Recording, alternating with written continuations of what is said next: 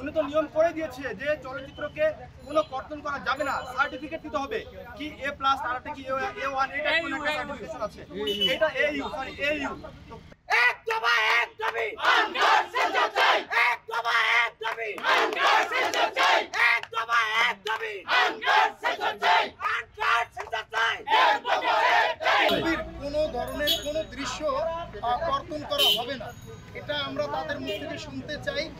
যারা এখানে কর্মরত আছেন তারা কিন্তু চলচ্চিত্রেরই মানুষ, তারা চলচ্চিত্র সম্বন্ধে যদি আপনাদের এই আনকাট সেন্সর যদি না দেয় সেক্ষেত্রে আপনারা কি করবেন? আনকাট সেন্সর যদি না দেয় তাহলে অবশ্যই আমরা এটাকে মোকাবেলা করবো, আর আনকাট সেন্সর দিতেই হবে। কেন দিবে না? না দেওয়ার তো কোনো নিয়মই দেখছি না। আপনাদেরকে বলা হলো যে ওই যে 12 মিনিট কর্তন, এই কর্তন করে যদি দেয় সেক্ষেত্রে আপনারা কি করবেন? কর্তনের কথাটা আসবে কেন এখানে ভাই? এটা তো কোনো রুলসই নাই।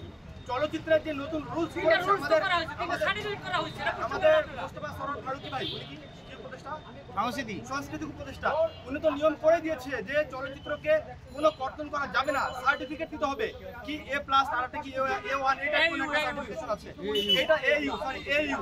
তো এখানে কর্তনের প্রশ্নটাই কেন আসবে? যেহেতু মোস্তফা সরোয়ার ফারুকী ভাইয়ের কথাটা আসলো, আমি তার নামের রেশ ধরে করতে চাই। তিনি সম্মানিত বর্তমানে একজন উপদেষ্টা হিসেবে নিয়োগ আছেন। তো তিনি কিন্তু একজন চলচ্চিত্র থেকে শুরু করে টিভি মিডিয়ার একজন নামকরা জনপ্রিয় একজন ব্যক্তিত্ব।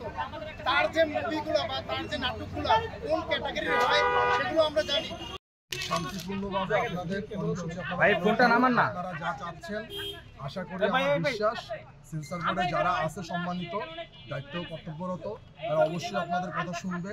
আপনারা একটু স্থির থাকুন, শান্তভাবে সুন্দরভাবে আপনারা আপনাদের কর্মসূচি পালন করুন। আমরা ভিতরে যাচ্ছি, কথা বলে দেখতে। আপনি কি চাচ্ছেন যে এই আনকাট মুভিটা দিতে এক দফার সাথে ওনাদের সাথে আনকাট সেন্সর চাই?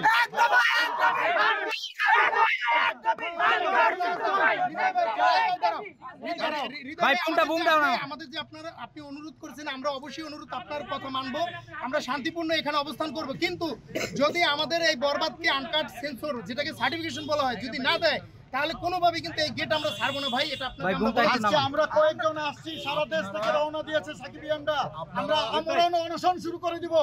আপনারা ধৈর্য সহকারে অপেক্ষা করুন। আমার বিশ্বাস আপনাদের কথা যারা তারা শুনবে এবং তারা এটা কি